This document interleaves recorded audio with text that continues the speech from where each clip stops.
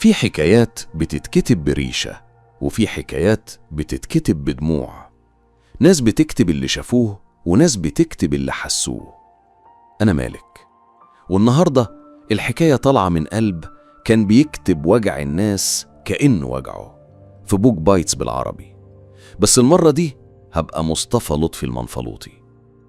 أنا اتولدت سنة 1876 في منفلوط، بلد بسيطة من بلاد الصعيد.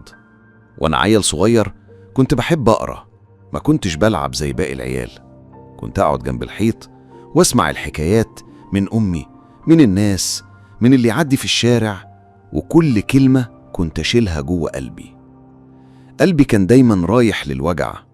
كنت أبص للغلبان وأتخيله بطل الرواية، أسمع ست بتعيط في السوق وأحكي. رحت الأزهر واتعلمت وفتحت، بس قلبي كان عند الكلمة، مش أي كلمة، الكلمة اللي تطلع من الجرح. كنت أترجم من الفرنسي، بس ما كنتش بترجم بالحرف، كنت أعيد الصياغة بطريقتي بروحي.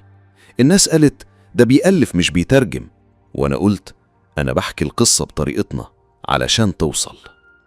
كتبت العبارات وكنت أقصدها تبقى كده، كل حكاية فيها دمعة، وكل دمعة فيها معنى.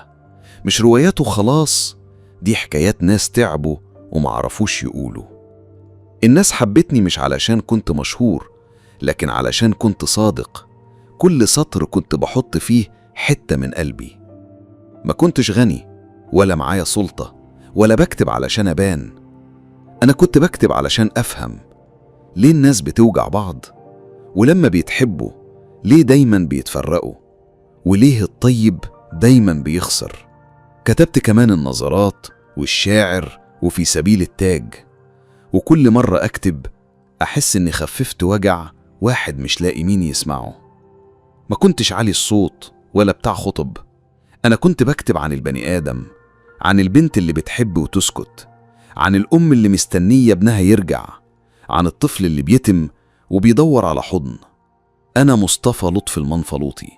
سكتي كانت الألم، والحزن هو اللي علمني أحب، ولقيت نفسي وسط الكلام وكتبت للناس من قلبي من غير ما استنى شكر. ودي كانت حكايتي من جوه القلب، هنا في بوك بايتس بالعربي. سلام.